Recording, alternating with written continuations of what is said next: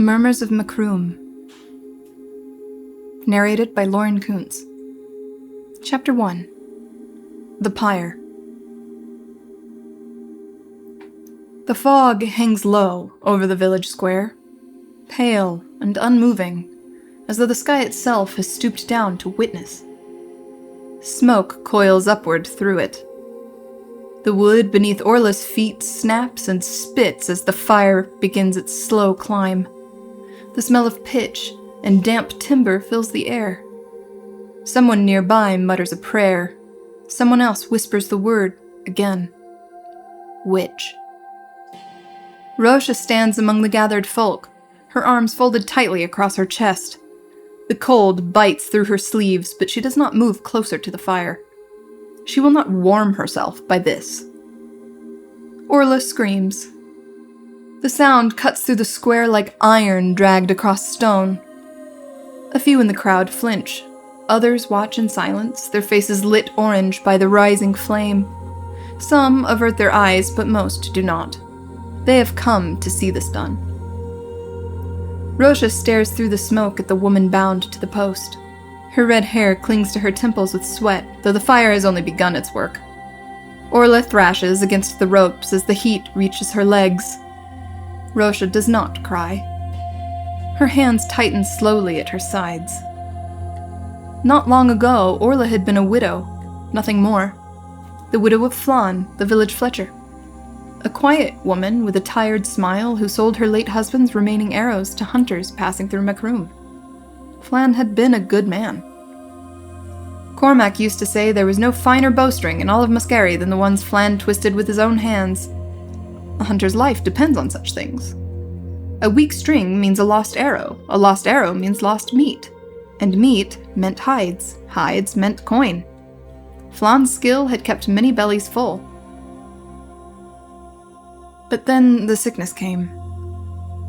At first it was only a cough, a dry one, the sort a man earns from too many mornings spent breathing damp forest air. Then his veins began to darken. Thin black lines crept beneath the skin of his arms like roots beneath frost-bitten earth. Each day they spread farther, branching toward his neck, his chest, his face. The cough worsened, and the color left him. By the time Flann died, his skin had turned pale. So pale that when they carried him through the mist to the churchyard, some swore his face was the very shade of the fog itself. The priest spoke the burial words. The ground took him, and the village waited. It was not long before the murmurs began. Róise heard them first in the tavern, quiet voices between cups of ale. Then, in the market, among the fishmongers and wool sellers. Then even in the chapel, whispered behind clasped hands and lowered heads. Someone must have caused it.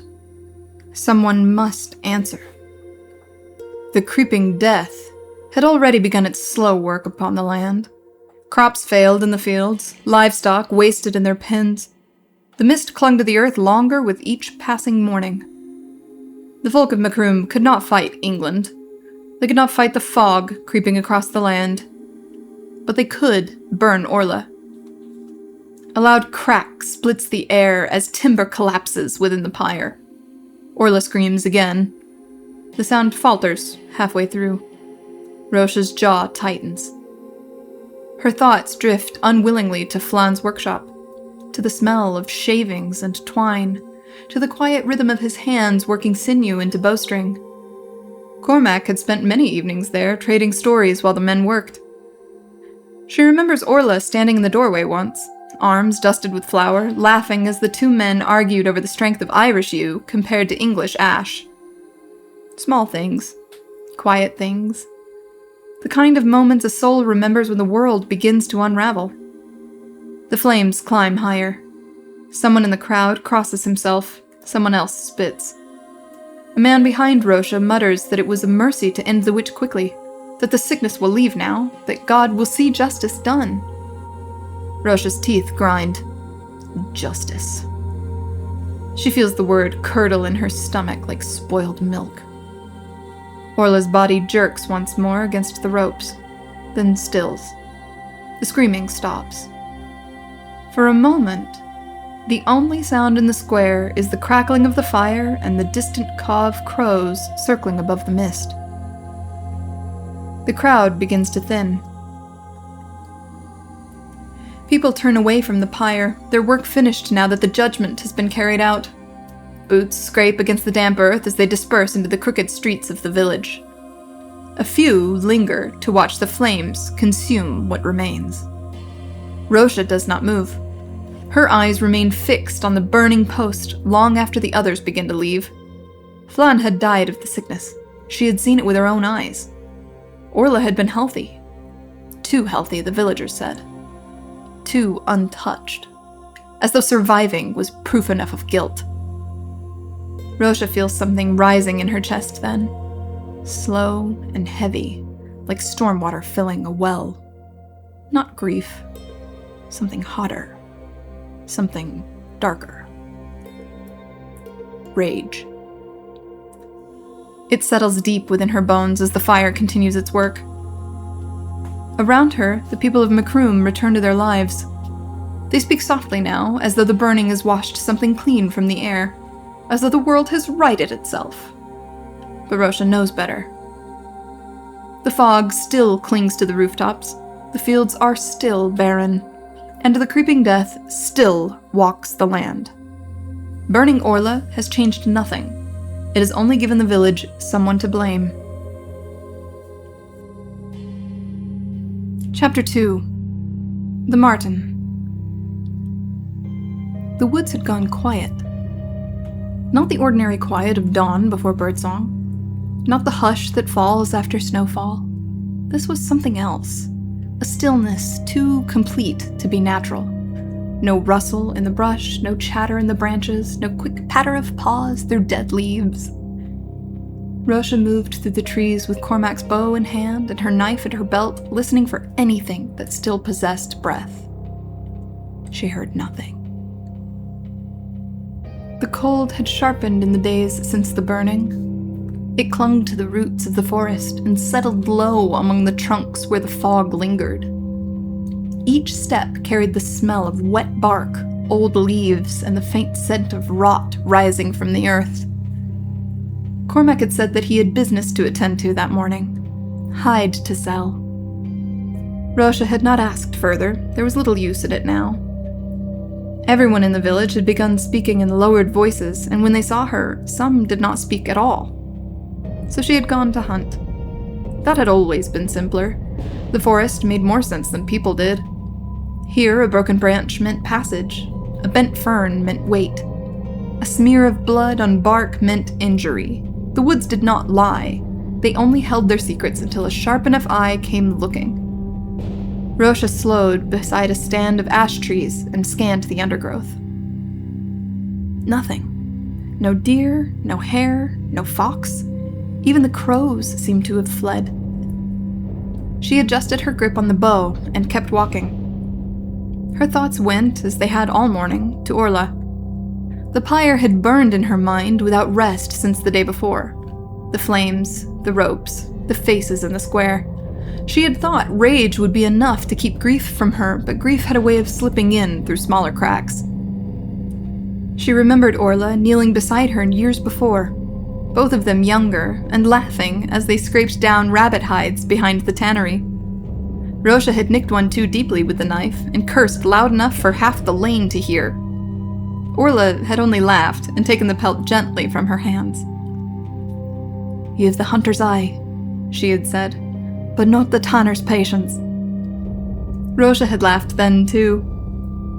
Later, Orla had shown her how to work slower, how to feel the give of the flesh beneath the hide, how to know where to cut and where not to. Small things, useful things, the sort a friend gives without measure. Róise swallowed and walked on. The fog clung low between the trunks. Somewhere to her left, a branch creaked. She turned at once and raised the bow. Nothing moved, only the pale mist shifting through the roots. She lowered the weapon slowly and exhaled through her nose. Then she saw it. At first, she took it for a scrap of cloth snagged in the brambles. Too pale to be anything living, too still. But when she stepped closer, she saw the shape of the body beneath the washed-out fur. A pine marten.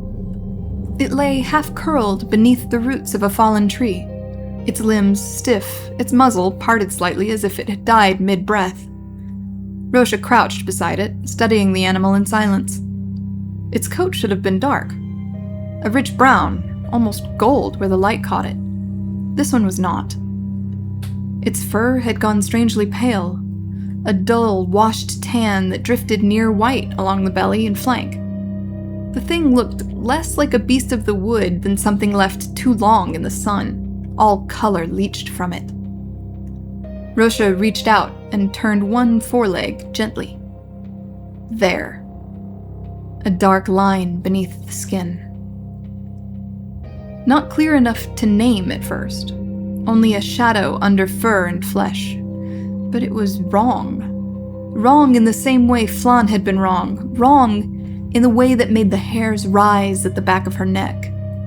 She drew her knife. The blade was familiar in her hand. Small, keen, made for skinning more than fighting. She pinched a fold of fur and hide between her fingers and cut with careful precision, peeling back a narrow strip along the leg. The skin beneath had already begun to sour, and the veins were black. Not merely darkened, black. They spread beneath the flesh in branching lines exactly as they had spread beneath Flann's skin before the end. Róise stared.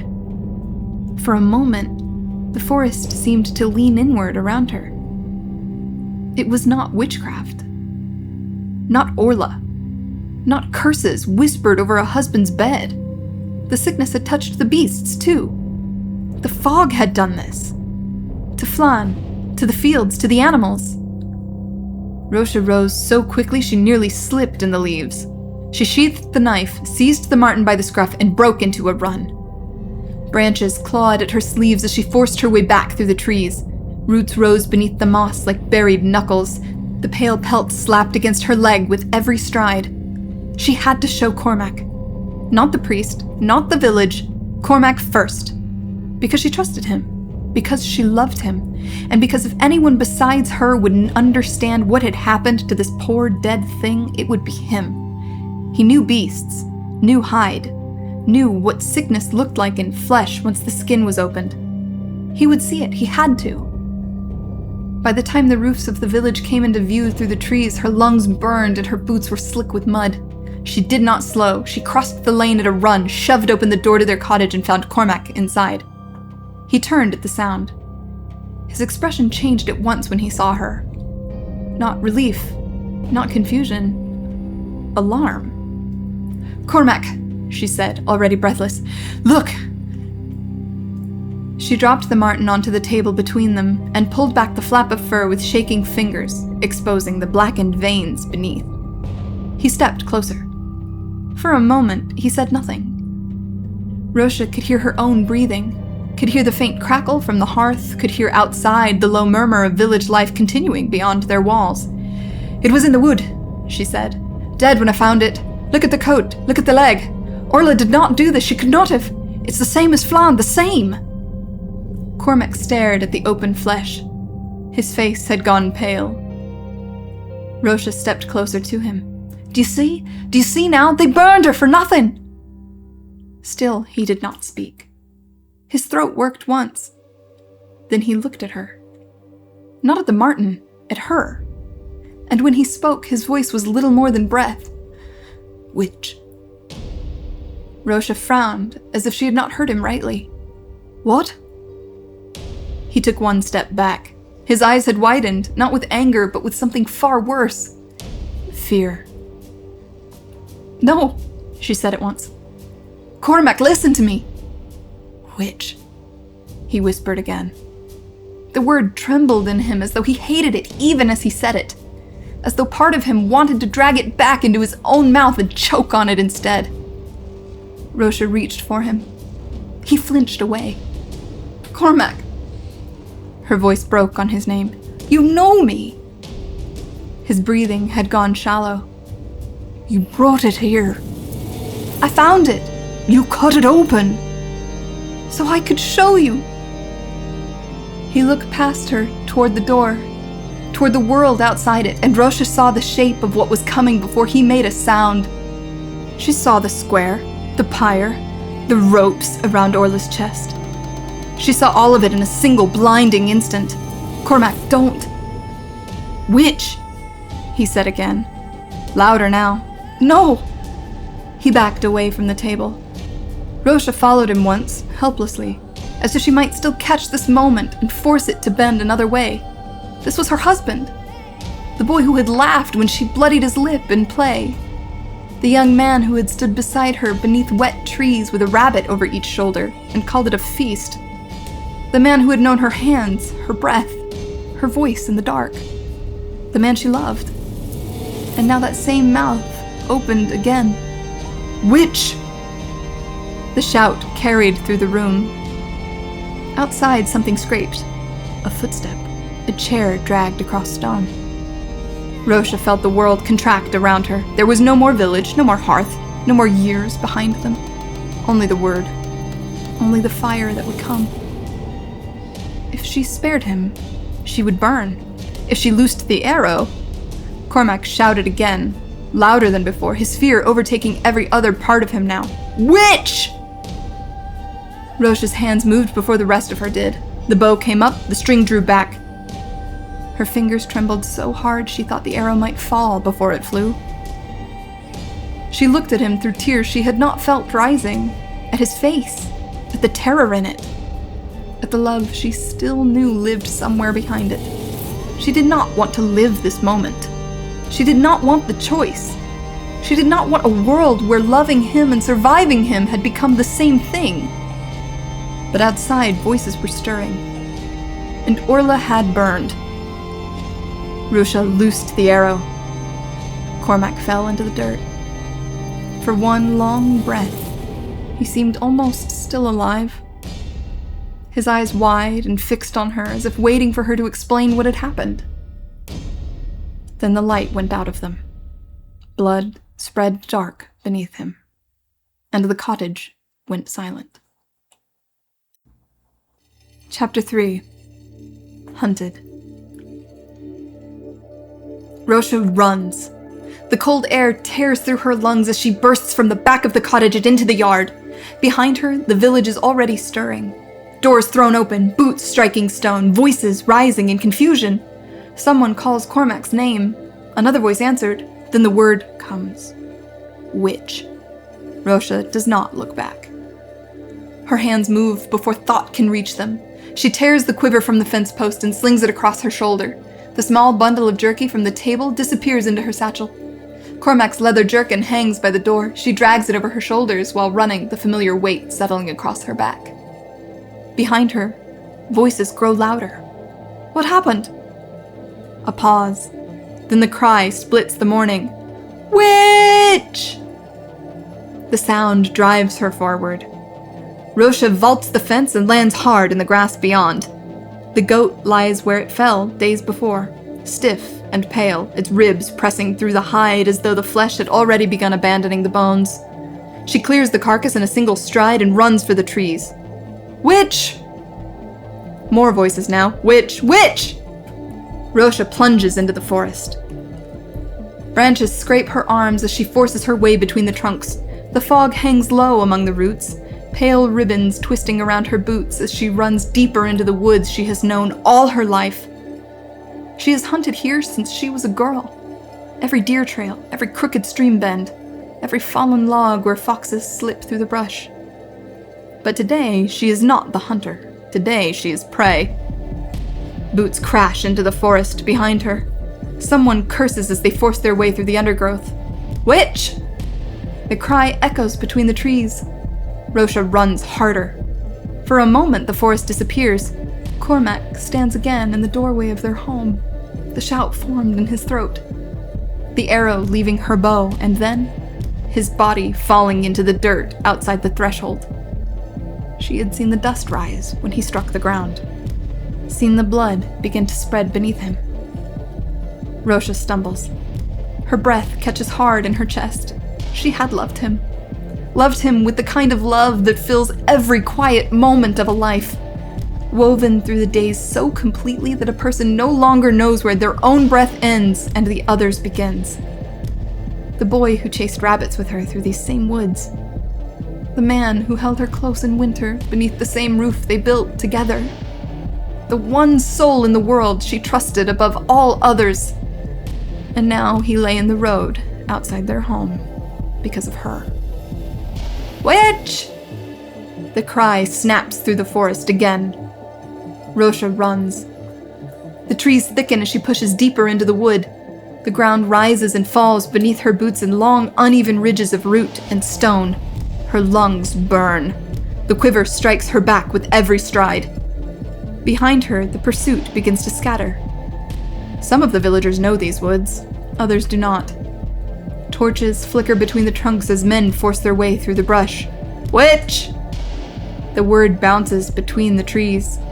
At first it is clearly their voices, but as the hours stretch on and the forest grows darker, the cry begins to thin and stretch. Witch. Sometimes it comes from behind, sometimes from the side. Once it seems to rise from the fog itself. Róise cannot tell whether the villagers are still near, or if the word has simply taken root in her mind. She runs until the village itself feels like another world. The fog thickens as evening settles over the land. The trees stand like black pillars rising from a pale sea of mist. At last, her legs begin to fail. Her stride shortens. Her breathing breaks into ragged gasps. The torches behind her flicker once more through the distant trunks, then slowly begin to turn away. The voices drift with them, bootsteps fading, branches snapping farther and farther away until there is nothing left but the forest. Róise staggers forward a few more steps before her strength abandons her entirely. A great oak rises before her, its roots twisting from the earth like the ribs of some buried giant. She collapses beside it and drags herself into the hollow between the roots. Her hands scrape leaves and loose earth across her body, covering herself the way foxes hide their kills. Her breathing begins to slow. The forest grows still. For the first time since leaving the village, Róise allows herself to stop moving. And the grief comes for her. Cormac's face rises in her mind, not as he looked in the dirt, but as he had been before. Laughing, warm, alive. Her chest tightens as something deep within her finally begins to break loose. She opens her mouth. No sound comes. The exhaustion takes her first. Her body sags beneath the roots of the tree as darkness pulls her under. And as sleep claims her at last, the fog drifts slowly over her. Chapter 4. O'Driscoll. Róise wakes weak. For a long while, she does not know where she is. There is only cold earth beneath her cheek, the smell of wet roots, and the ache that has settled deep into her limbs. Her body feels heavier than it should, as though the night itself has lain across her while she slept. Then the tree comes back to her. The roots, the leaves she dragged over herself, the forest, Cormac. Her eyes open at once. Morning light filters thinly through the bare branches above, pale and joyless. The fog still lingers low among the roots, drifting past as though it has all the patience in the world. Róise pushes herself upright. Her muscles protest. A weakness clings to her that was not there before, not the honest weakness of hunger or hard running. Something stranger. Her skin feels cold from within, and for a moment she has to brace herself against the tree until the spinning in her head passes. She says nothing. There is no one to hear it if she did. She gathers what little she has left. The bow, the quiver, the jerky, Cormac's jerkin. Then she begins walking south. The woods thin slowly over the course of the day, Ash and oak give way to lower ground, and the scent of wet bark is gradually overtaken by another smell. Salt, fish, tar, and smoke from hearths burning too green to burn clean. When Róise finally reaches the southern edge of the wood, she stops among the last of the trees and looks out over the town of O'Driscoll. It still lives. Barely. The harbor is not empty. Small fishing boats still rock upon the tide. Men still move along the docks carrying baskets and ropes and half-filled barrels. Women barter in the lane beyond the shore. A smith's hammer still rings somewhere deeper in the town. A dog limps between the stalls. A child cries. A bell tolls from some distant chapel. Life remains here, but only just. The barrels nearest the quay are filled with fewer fish than they ought to be. Even from where she stands, Róise can see that much. The men moving them do so slowly, with bent backs and hollowed eyes. Their clothes hang looser than they should. A few pause, not from idleness, but from weakness. Hands braced on their knees as they catch their breath. The catches are poor, the folk are poorer. And the fog creeps even here, thin and white, along the edges of the harbor where the land lies lowest. Róise steps from the trees and enters the town. Heads turn. Not many, just enough. A stranger with red hair and a bow always draws the eye. More so now, with her face pale from exhaustion and her clothes muddied by the forest floor. She keeps her hand away from the knife at her belt, keeps her eyes lowered just enough not to invite trouble. She moves through the harbor lanes with the quiet caution of someone who knows what a crowd can become when fear takes hold. She asks for Maeve. At first no one answers. Then an old woman gutting fish beneath the crooked awning points farther south with the edge of her knife and mutters something Róise does not quite catch. Róise keeps walking. Maeve had been older than her by some years, but not so old that they had never spoken. Back in the village she had been lively, quicker with a smile than most, and quick also with her judgment when men made fools of themselves after drink. She had wed a fisherman from the south, and gone away not long after, and for a time Róise thought little of it. That was the way of things. Women left, lives changed, villages emptied and filled again. But now every old memory had become precious. When she sees Maeve at last, she knows her at once. Time has sharpened her face and darkened her hands from years of labor on the coast, but she's still Maeve. The same eyes, the same mouth, the same way of standing with one hip set as though ready to scold the world if it gives her cause. For one brief moment, the sight of her feels like stepping into sunlight. Maeve stares at Róise in disbelief. Then she crosses the yard in 3 quick steps and throws her arms around her. The embrace nearly breaks her. Róise had not realized how long it had been since anyone had held her without fear. Maeve draws back and looks at her, hard, both hands still on her shoulders. "Sweet Christ," she says softly, "look at you." And just like that, Róise nearly weeps. They go inside, quickly. Maeve's husband is there, a broad-shouldered man with a weathered face and hands worn rough by nets and rope. His name is Declan. He says little at first, but his silence is not unkind. He gives Róise water, then food. Small portions only, enough to steady her, not enough to sicken her empty stomach. Only once she had swallowed a few bites does Maeve speak again. "You should not stay here long," she says. Róise lifts her eyes. "You heard?" Maeve gives a grim nod.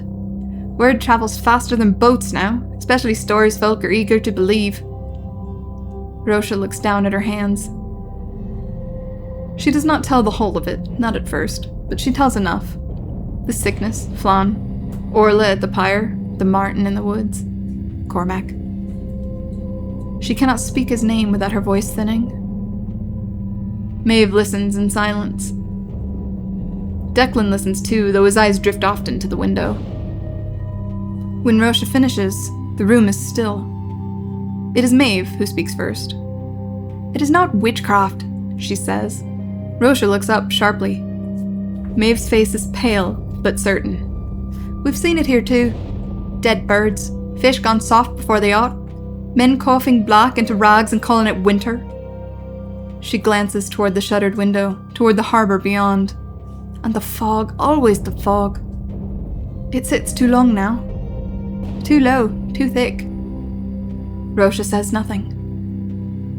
The words land in her like stones dropping into deep water. Maeve kneels beside a small chest and begins sorting through scraps of cloth, leather, and cord.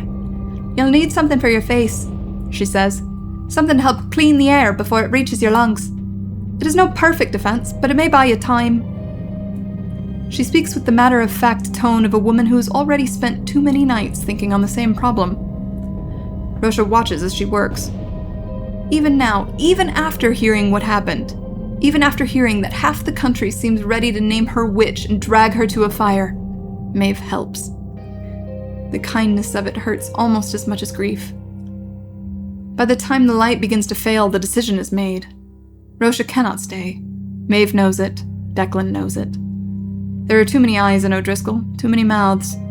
Too many frightened folk are already looking for reasons why their catches shrink and their children cough in the night. A stranger with a hunted face and a bow would not remain hidden long. So they move quickly. There is no argument, no ceremony, only the hard, quiet pace of people doing what must be done before fear can overtake them. At dusk, they lead her down to the water. The harbor is dim now, lit only by a few lanterns swaying in the evening wind. The sea beyond is a long, black plain, breathing softly against the shore. Declan unties a small fishing boat and steadies it in the shallows. Maeve presses what little she can spare into Róise's satchel: a dried fish, a crust of bread, a skin of water, scraps of cloth, a length of cord. "South," Declan says quietly. "Keep the coast behind you, and pray the tide is kinder than men." Róise steps into the boat. It rocks beneath her. For one moment, she hesitates. The weakness is still in her. Her limbs still feel wrong. Her head still swims whenever she turns too quickly, but there is no time left for weakness now. Maeve leans in and grips her hand. There are tears in her eyes, but her voice stays steady. "Go." Róise grips her back. There are too many things to say, none of them fit inside the moment. So she nods once, and that must be enough. Declan pushes the boat from the shallows. The little craft slips into the darkening water. Róise takes up the oars. The harbor begins to widen between them. She's not yet far when she hears shouting. At first, she thinks it is only some quarrel from the docks. Then more voices join. A different kind of shouting, sharp, urgent. She looks back. Maeve and Declan have turned toward the lane above the harbor. Men are moving there now. Fast, too fast. Torches bob in the growing dark. Several figures break from the street and rush toward the shore. Even from the boat, Róise sees the moment Maeve and her husband understand they have been discovered. Declan steps in front of Maeve instinctively, as though his body might still do some good against a mob. Maeve turns toward the water, toward Róise. Their eyes meet across the widening harbor. Róise rises halfway from the bench, as if she might still turn back. She cannot. The tide has already taken hold of the boat. The oars would never bring her ashore in time. The distance between them stretches with every breath. Voices swarm the shore. Hands seize Maeve, others take Declan. Róise hears herself scream. The sound tears out of her so violently that it scarcely seems human. She shouts Maeve's name again, but the sea carries her farther south, and the dark waters between them only grows. Chapter 5. The Bellows. A week passes upon the sea. Róise cannot say precisely how many days. The sun rises and falls. The sky shifts from pale gray to deeper gray, and the water breathes beneath the boat in slow, patient swells. Time becomes little more than the rhythm of light and dark. The little fishing craft drifts southward with the current. The coast is long gone behind her. The fog travels with her. It does not sit thick upon the open water the way it clings to the land, but it follows still. thin, white sheets stretching across the surface of the sea, drifting low enough that at times she must lift her chin to breathe clean air. At first, she simply endures it, but the fog grows thicker each morning. And Róise knows what it has done to men, what it did to Flann, what it may yet do to her. So she begins to work. The boat holds little beyond rope, nets, and the tools of fishing, but it holds enough. She breaks one of the wooden benches apart first. The wood splits under the pressure of her knife and the leverage of the oar, yielding 2 flat boards and a narrower middle brace. They are rough things, uneven along the edges, but they will serve. From the oarlock, she removes one of the wooden pegs that holds the oar in place. It's already nearly the right shape. Róise sits cross-legged in the boat and begins hollowing the peg with the tip of her knife, shaving thin curls of wood away until a narrow passage runs through its center. The rest comes from the rabbits. 2 of them had drifted in the bottom of the boat when she first found it. Caught earlier in the fishermen's snares, forgotten in the chaos of the harbor. Their meat had kept her alive through the first days. Their hides now serve a different purpose. She stretches the skins between the boards and binds them with fishing twine, sealing the seams with tar scraped from the hull. The hollowed peg becomes the nozzle, fitted carefully into the leather mouth and bound tight with cord. The work is clumsy, but it holds air. Róise squeezes the boards together. The leather bellows expands again when she releases them. Air moves through the nozzle. It will work. She lifts the device above her head.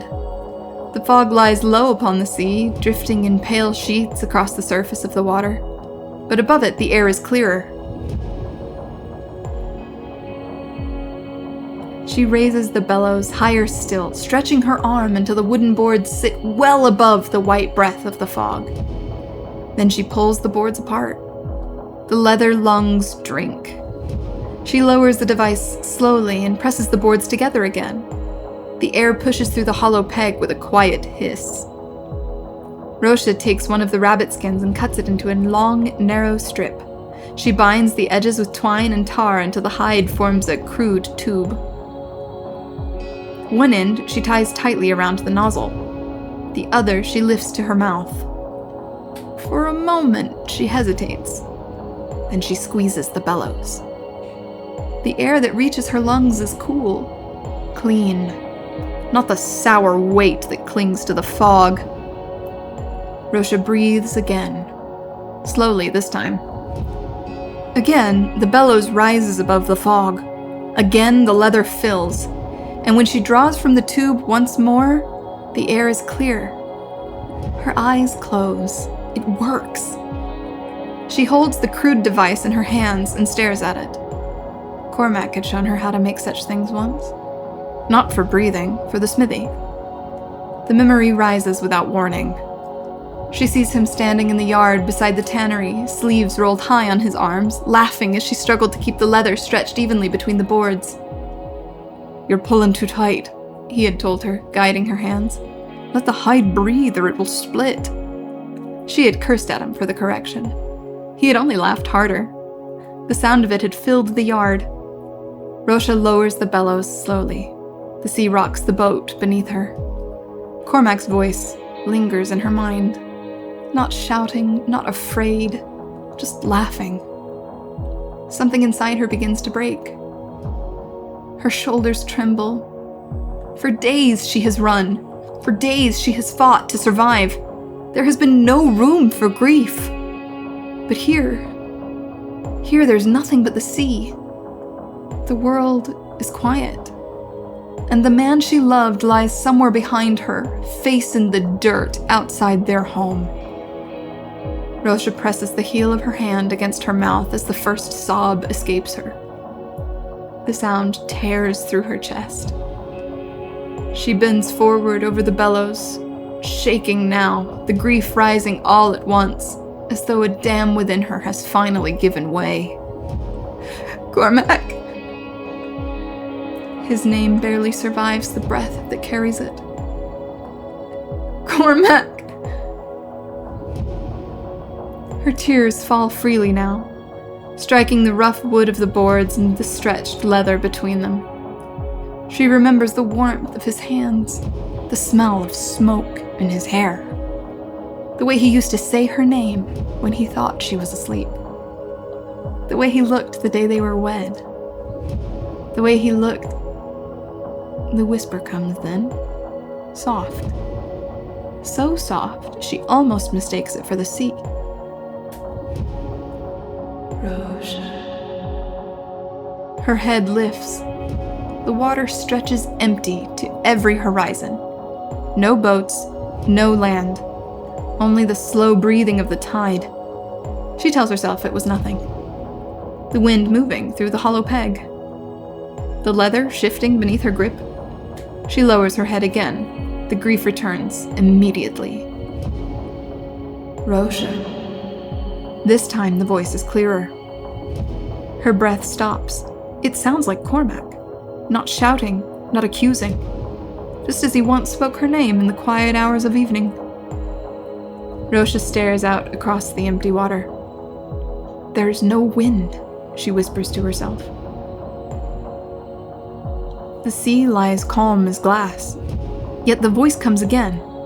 And another. Maeve, Orla, each one soft as breath across her ear.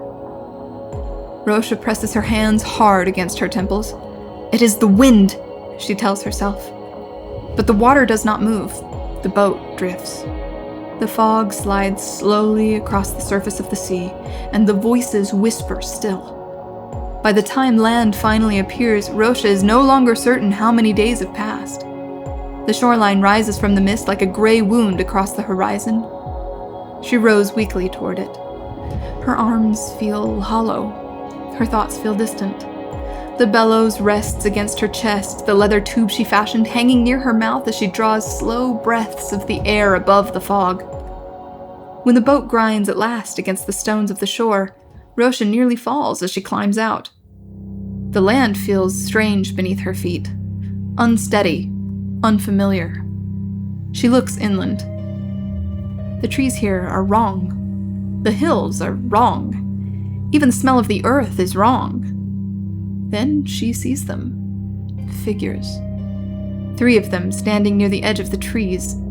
They are thin. Too thin. Their clothes hang from their bodies like loose cloth on sticks. Their faces are hollow. Their eyes watch her with the dull patience of people who have waited too long for something that never came.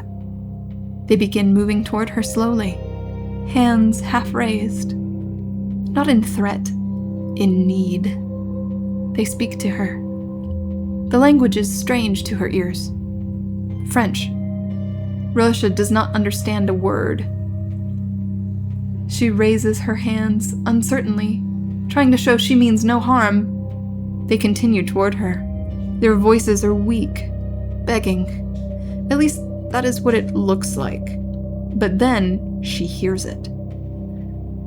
Witch. The word slides through the air like a knife through cloth. Róise freezes. The figures stop as well, confused by her sudden stillness. They say something again in their own tongue, but Róise only hears the word, witch. The sound multiplies in her ears. The villagers shouting, Cormac whispering it, the mob roaring it through the forest, witch. The 3 strangers stare at her, bewildered, their hands still outstretched in silent plea. But Róise no longer sees beggars. She sees the pyre, she sees the rope, she feels the heat of the fire on her skin. Witch. Her heart begins to hammer in her chest. The strangers take another cautious step toward her, and Róise runs. She seizes the Bellows and her satchel in the same motion, leaving the boat behind as she flees up the rocky shore and into the waiting fog. Chapter 6. The Widow's Snare. Róise has lived a long while in the woods. Long enough for the days to lose their names. Long enough for the trees to change. When she first fled into the forests of this strange land, there had still been leaves clinging to some of the branches. Sickly leaves, pale and curling at the edges, but leaves all the same. Now they are gone. The trunks stand bare and black as charred bone. rising from the earth in long columns of ash-dark wood. The ground beneath them is thick with dead foliage and never truly rots, only dries and blackens and breaks beneath her boots with a sound like old paper. The creeping death has touched this place too. It has touched everything. Róise moves quietly between the trunks, the bellows strapped across her chest, the leather tube lifted now and again to fill her mouth whenever the fog thickens too high around the roots. Her bow is in her hand, her quiver hangs light against her back. She has had to kill. Not many. Not yet enough to make the counting useless, but enough that the memory of each face no longer arrives at her bidding, only when it pleases the dark. A handful of men. Most never came close. She saw them first, as she nearly always did. Shapes moving between trunks, a glint of iron, a careless footstep. The whisper passed too loudly from one starving fool to another. She put arrows through them before they ever knew they had been seen. Only one reached her. Only one came near enough to show his teeth and speak the thing men speak when they think a woman alone belongs already to the grave, or to them. Róise put her knife beneath his jaw and left him where he fell. It had not felt like triumph. Nothing does now. The voices remain. Cormac first, always Cormac. Then Maeve, then Orla. And beneath them, stranger sounds. Thin cries carried on the windless air. Long, wavering calls that rise and fall somewhere between woman and beast. At times, Róise tells herself it is only foxes. At times, she tells herself it is the dead. More and more often, she says nothing at all. She pauses now behind a trunk of an enormous dead oak and studies the slope beyond. There. A cottage. It stands alone among the black trees, its roof sagging but not yet fallen, its chimney whole, its shutters closed. No smoke rises from it, no lantern burns in the window. But someone lives there. Róise knows it before she sees the first body. It lies half hidden beneath the dead leaves several paces from the door. A man, face down, one arm twisted beneath him at an angle no living joint would suffer. Farther off lies another, and another. The trail spreads outward from the cottage like cast bones. Róise narrows her eyes. Not swordwork. Not arrows. Traps. She lowers herself into a crouch and studies the ground. There. A line no thicker than twine drawn low between two roots. And there, a bent branch under tension. And farther ahead, a patch of leaves laid too carefully over a hollow in the earth. Róise almost smiles. Almost. There is skill here. Real skill. The kind born not of brute fear, but of patience. Her gaze lingers on the nearest snare, and for one unexpected moment, she is no longer in France. She is a girl again in the wet woods beyond Macroom, with Cormac beside her and the two of them kneeling in the mud over their first trapped rabbit. He had built the snare badly, and she had told him so. The knot was poor, the loop too wide. But the rabbit had blundered in all the same. They had carried it home like conquerors. Cormac had been laughing so hard he could scarcely walk. They had eaten well that night, and the pelt had been finer still.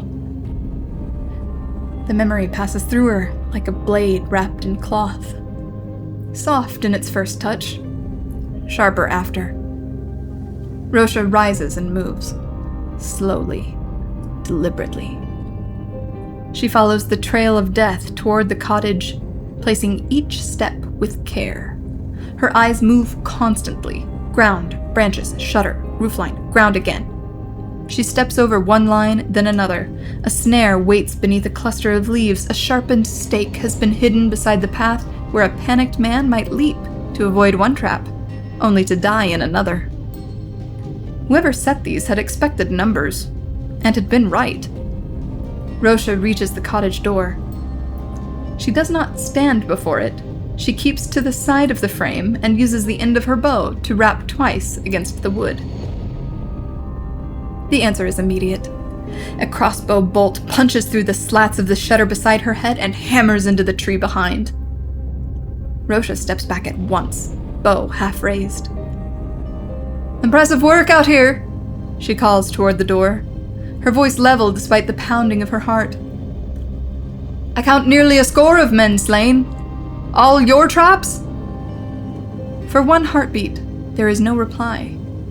Róise is suddenly aware of how foolish that line may have been. She has crossed the sea, she stands in a foreign land, the man inside may not understand a word she says. The latch lifts. The door swings open. Róise takes 3 quick steps back, bow fully drawn now, arrow nocked and ready. A figure stands in the doorway. Small. Not armored as she expected. And wrong, somehow. The crossbow lowers slowly, then the figure steps forward into the gray light. Not a man. A woman. Róise does not move. For a moment, the two of them simply stare. The woman's hair is dark and tangled, her face streaked with soot and dirt. She wears mismatched pieces of leather and quilted cloth, scavenged armor that hangs awkwardly from her shoulders. The crossbow in her hands trembles slightly as she lowers it the rest of the way. Behind her, in the dimness of the cottage, another shape shifts. A girl, thin, young, watching from the shadows. Róise's bow remains drawn, but her mind struggles to make sense of what she is seeing. Another woman. Alive, here, in this forest. The woman in the doorway stares at her a moment longer, at the red hair, at the bellows strapped across her chest, at the bow, at the face that must look as haunted as her own. Then something in the woman breaks. The crossbow slips from her hands. She rushes forward. Róise nearly looses the arrow by reflex as the stranger throws her arms around her. The embrace is desperate, tight, shaking. For a moment, Róise can only stand frozen inside it. The woman is weeping openly now. When she finally pulls back, she looks at Róise with a disbelief so raw it almost seems like joy. "I thought I would never hear another woman again," she says, her voice cracking. Then she laughs softly through the tears.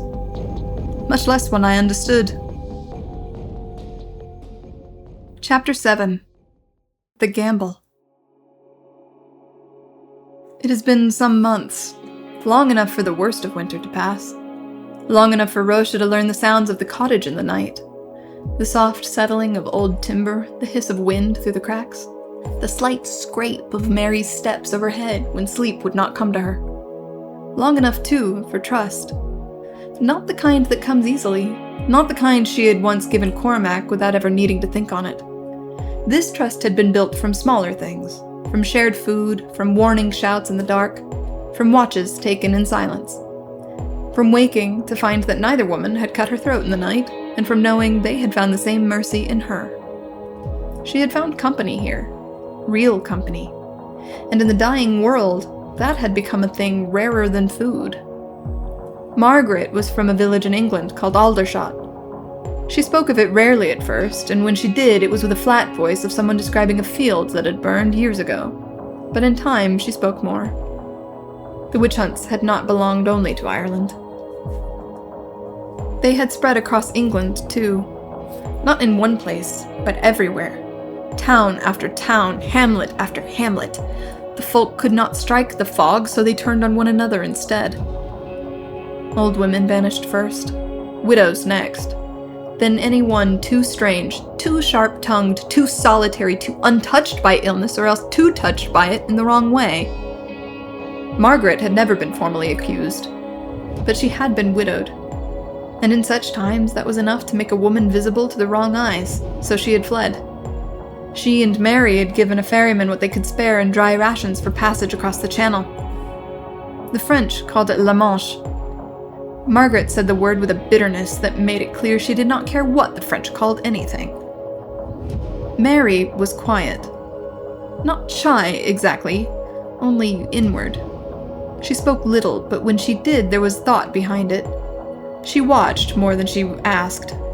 More than once, Róise had looked up from skinning a rabbit or adjusting the Bellows straps and found the girl studying her as though she were trying to understand some creature from a half-remembered tale. Margaret was not quiet. Not truly. But she moved in broken rhythms. Her eyes seldom held another's for long, her hands twitched every so often. Little movements in the fingers or shoulder, as if some part of her was forever expecting a blow. The more sudden Róise became, the more those twitches worsened, and Róise was often sudden. If a noise came from outside, she reached for the bow before she asked what made it. If the fog changed direction, she was already moving before Margaret had finished cursing it. The Irishwoman leapt, Margaret planned. It was perhaps the only reason the three of them had lived through the winter. The widow thought in traps and angles and rotes. She counted rations twice. She knew which branches near the cottage bent under strain and which wouldn't hold weight if made into snares. She preferred preparation to action in all things.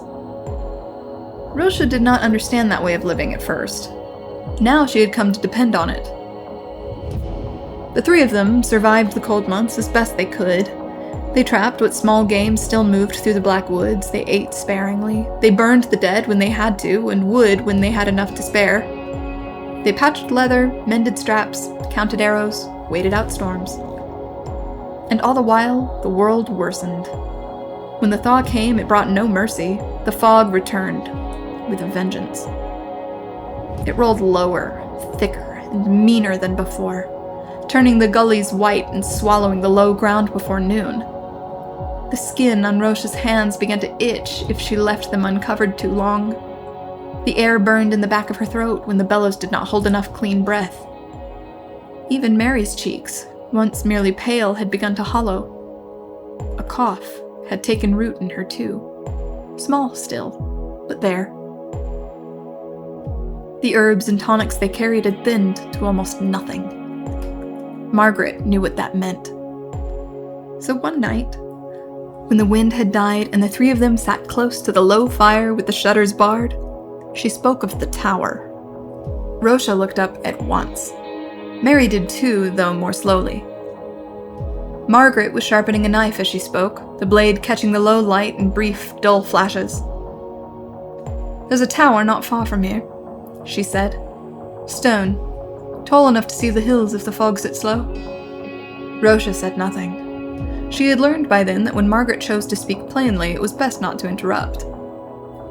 "I saw men carrying stores into it when we first came north," Margaret went on.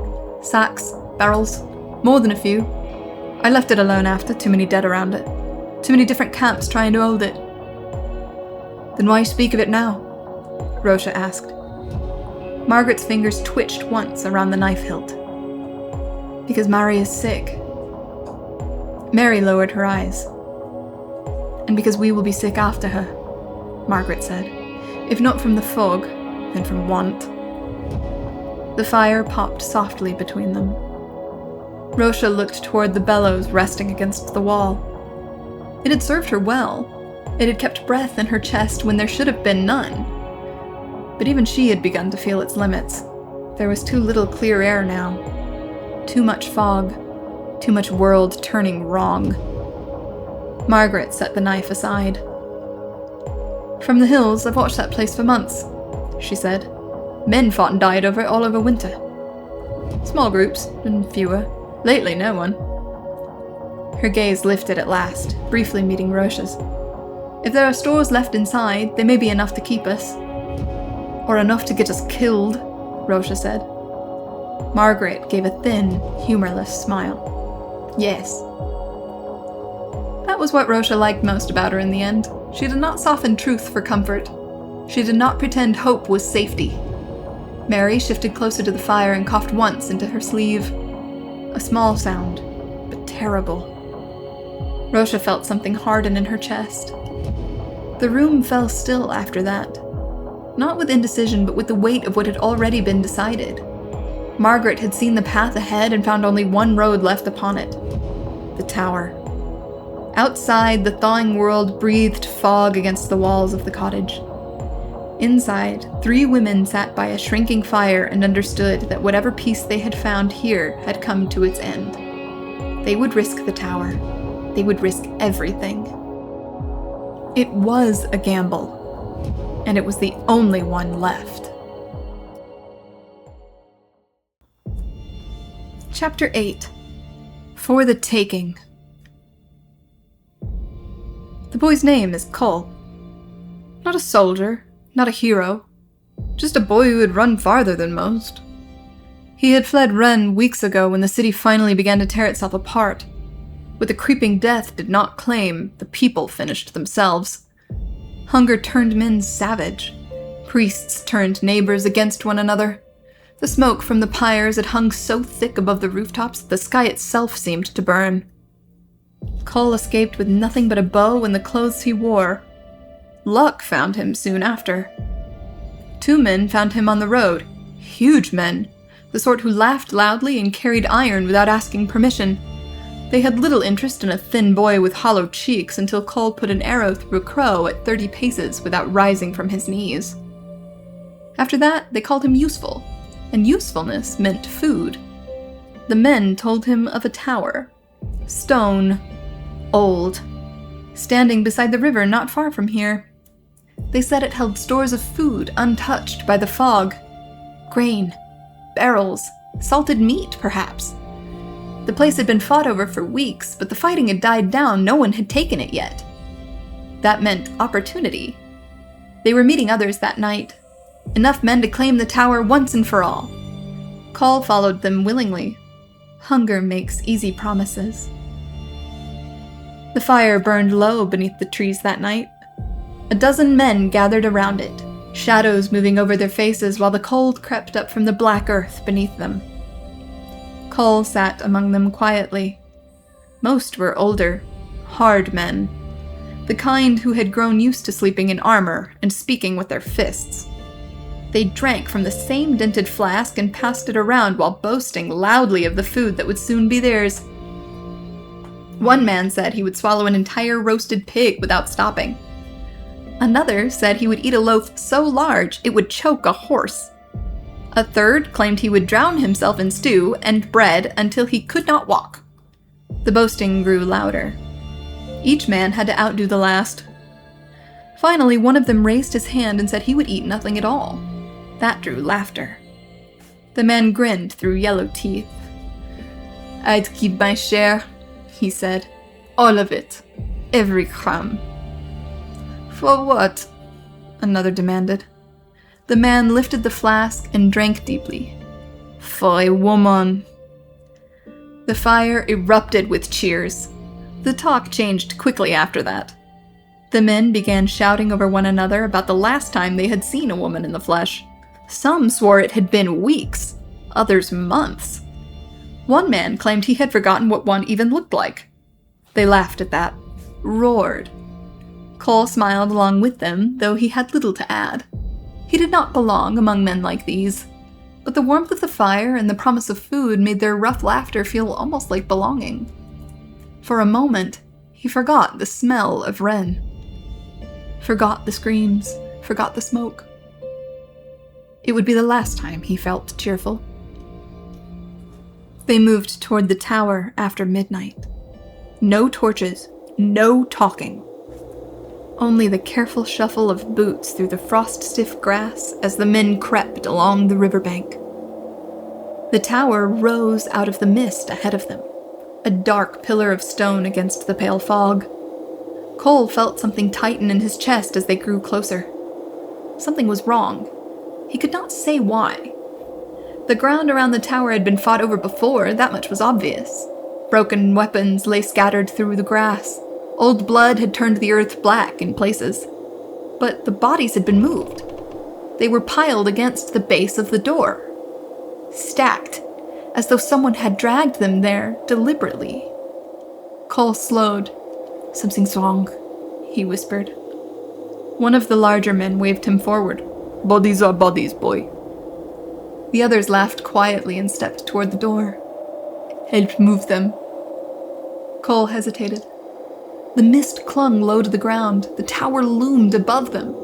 He felt again that same tightening in his chest. But the others were already pulling at the corpses. He stepped closer.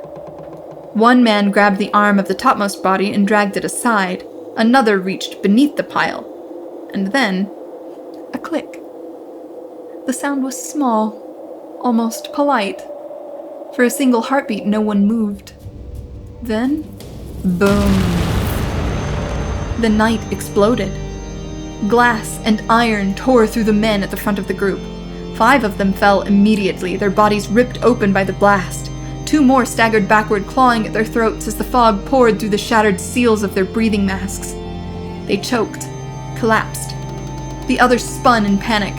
That was when the arrows came. From the mist, from the trees, from nowhere. One man took a bolt through the throat before he could even shout. Another dropped with an arrow in his eye. A third spun in place, clutching his stomach as a second shaft buried itself in his neck. The attack lasted only seconds. Cole ran. Not away, toward the tower. If the explosion had opened the door... He reached it just as the last of the shouting died behind him. The door stood untouched. The trap had been meant only to kill. Cole grabbed the iron ring. Pain exploded through both hands. He screamed. 2 arrows had pinned him to the door, 1 through each hand. He could not turn fully around, but through the drifting fog he saw them. 3 shapes, women, moving slowly toward him through the mist. Not rushing, not shouting, just walking. For one terrible moment, they seemed less like people and more like ghosts from some old legend. One of them stepped close. Very close. Cole felt her breath near his ear. She spoke in a strange language he did not know, but the words burned themselves into his memory. You tell them. Her voice was calm, cold. Tell them of the Banshees. Then the blade flashed once in the fog, and both of Cole's hands fell away at the wrists. Chapter 9. The Tower. The tower had grown quiet in the months since the 3 women took it. Not peaceful, never that, but quiet in the strange way a place becomes quiet when death visits it often enough that the living begin to treat it like weather. Something unpleasant, something inevitable, something no longer worth remarking upon. Smoke still rose from the tower's broken crown, though it was not the smoke of timber. The risk of cutting wood was too great. The fog punished those who lingered outside the walls too long, and the forests around the valley had grown treacherous besides. Too many eyes watched the hills now. Too many hungry men wandered the roads looking for the same salvation the tower promised. But there was always something else to burn. Bodies. The first time the flames caught them, Mary had nearly been sick. The smell was worse than any battlefield rot, thick and oily, clinging to the stones and their clothes alike. After a while, even that became ordinary. Men came, men died, men burned. Róise and Margaret carried them up the narrow stair when the fighting was done, sometimes one at a time, sometimes 2 if the bodies were small enough. Róise worked the knife with the same calm efficiency she had once used dressing rabbits along the Irish hedgerows. Flesh separated where it always had, joint by joint, bone by bone. It was easier if the limbs were removed before burning. They stacked better that way, neater, like bundled wood against the tower wall. Margaret never commented on it. Mary tried not to watch. Above the smell of smoke and charred flesh, the tower held another scent now as well. Salt. Barrels of preserved meat. Sacks of grain stacked thick along the lower chamber walls. It would have fed a garrison for months. For 3 women, it might last years. The valley had learned the tower was no easy prize. At first, the attackers came often. Bands of starving men convinced that whatever lay behind the iron-bound door would save them. Later, the groups grew smaller, quieter. Desperate men hoping stealth would succeed where force had not.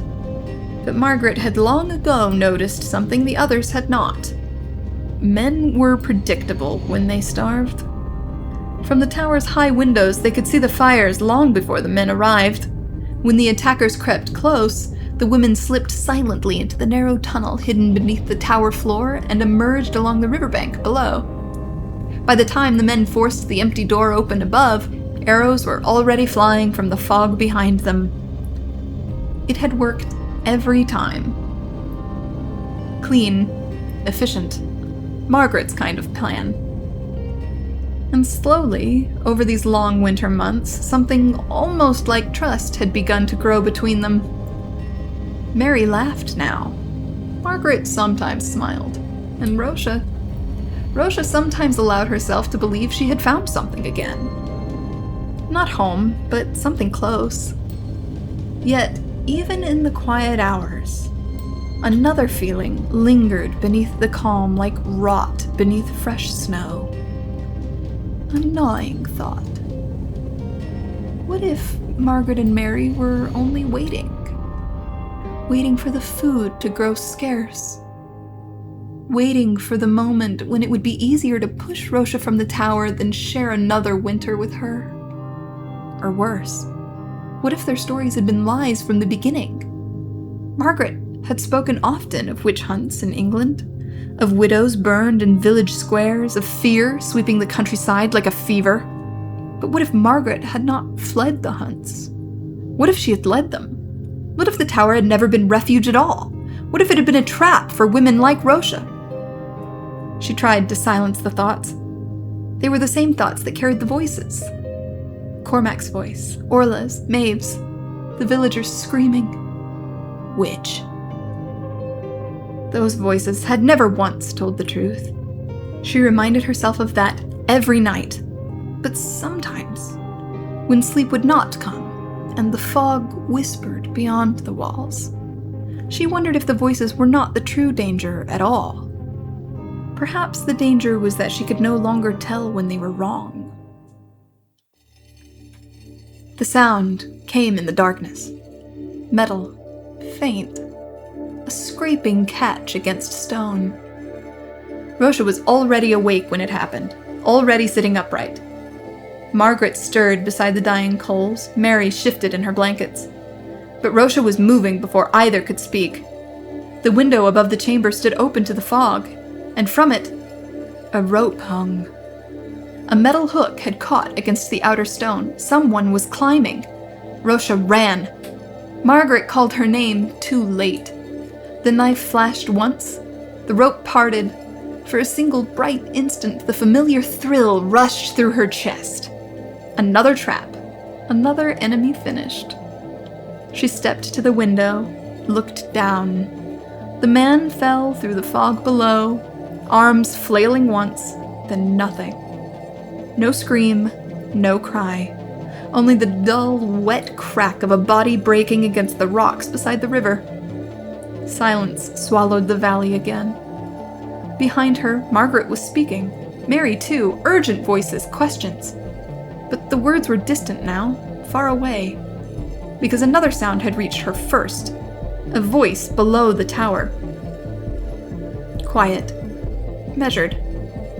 Holy words. A prayer. Róise leaned farther out the window. The fog shifted. A figure stood near the riverbank. Tall, dark, a priest's silhouette against the pale mist. Something inside her chest tightened. Cold. Understanding flooded her all at once. Of course. They had not come for the tower. They had come for her. The silent climber, the priest below, witch hunters. They had waited, watched, followed her all this way. Behind her, Margaret spoke again. Róise turned. Margaret's face had gone pale. Her mouth moved quickly, but the sounds no longer matched the movement. They arrived wrong, slow, distorted, like voices underwater. Then Róise heard it. Soft, clear. Witch. Margaret's lips kept moving. The word came again, louder now. Witch! Cormac's voice joined it. Orla's, the villagers screaming through the smoke of the pyre. Mary was crying now. Margaret stepped backwards, hands raised, shaking. But Róise knew the truth. She saw it now. They had brought the assassin. They had brought the priest. They had waited for her guard to fall. But they would not burn her, not like Orla, never like that. Tears blurred her vision. Her bow rose slowly, the string pulled tight. Margaret backed away another step. Mary sobbed between them. Róise could hear none of it now. Only the wind, only the fog, only the voices. Which? Her fingers began to loosen from the string. Chapter 10. The Banshee. In the forests of the Empire, men whisper of a red-haired spirit who moves through the fog without sound. They say arrows come from nowhere, and that those who climb abandoned towers vanish before morning. In Brittany, sailors swear they hear her singing along the cliffs when the mist rolls in from the sea. In Ireland, the stories grow stranger still. There, they claim the Banshee was born from the fog itself, and that it walks now wearing a familiar woman's face. Men tell these stories in low voices beside their fires. They swear they know someone who saw her once, just a glimpse of a pale red hair drifting through the fog before the arrows began to fall. Each telling grows sharper, crueler, larger than the woman who once walked the earth beneath that name. And while the legend grows, the woman herself grows smaller, quieter, until only the fog remembers her.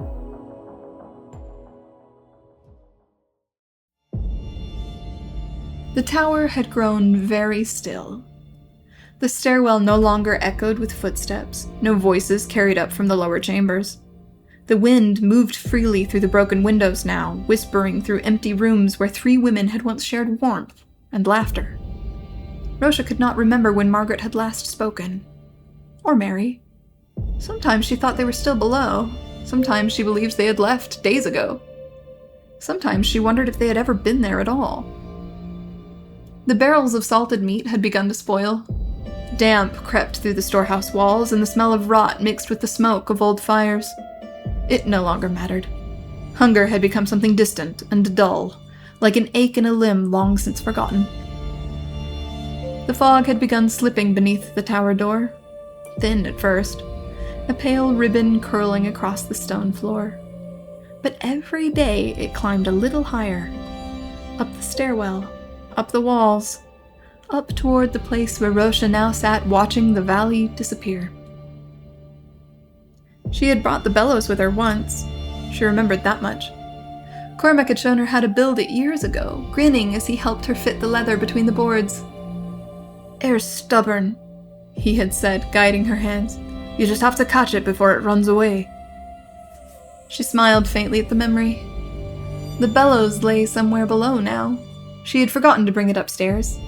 Or perhaps she had simply stopped needing it. The fog moved differently here. Slow, patient, almost curious. Róise climbed the last few steps to the tower crown and stepped out into the wind. The valley had vanished. The river, the forests, the road where men once marched with torches and ropes. All of it lay buried beneath the creeping gray. Only the tower still rose above it. A lonely island in a pale sea. She sat upon the low stone wall and watched the fog move. It rolled across the valley floor in slow breaths, swelling and sinking like the chest of some enormous, sleeping creature. For a long time she watched it. Then she heard him. Róise. She did not startle, did not question. She only smiled. Cormac's voice had always been easy to find in a crowd. Warm, steady, certain. He stood somewhere behind her now. She could feel him there. She did not need to turn to know. "You took your time," she murmured. The wind stirred her hair. For a moment, she thought she felt his hand brush against it. The fog rose slowly along the tower walls, still climbing, still patient. Róise stood. Her legs felt light. Strange, but not weak. The world felt different now, simpler. She turned slowly toward the open stone, lifting her arms the way she once had when Cormac pulled her laughing into the grass outside Macroom. "Come on, then," she said softly. "You always did play it badly." The wind whispered across the tower. Róise began to move. One step, then another, a slow turn across the worn stone. Her bare feet traced careful circles as though music drifted somewhere beyond the fog. She could almost hear it, a crooked fiddle. Cormac laughing as the melody stumbled along. "Not so fast," she murmured. "You'll trip again." The fog reached the top of the tower soon after. It spilled over the stones like a pale tide, around her feet, around her ankles. But Róise did not stop dancing. She spun once more beneath the grey sky, smiling at the man only she could see. Below, the fog swallowed the valley completely. The river, the forest, the lonely road where travelers once whispered of the Banshee. And above it all, the tower stood silent. For a time, the wind still carried the faint shape of movement atop the stones, a pale figure turning slowly in the mist. The wind fell still, and the fog rose to meet her.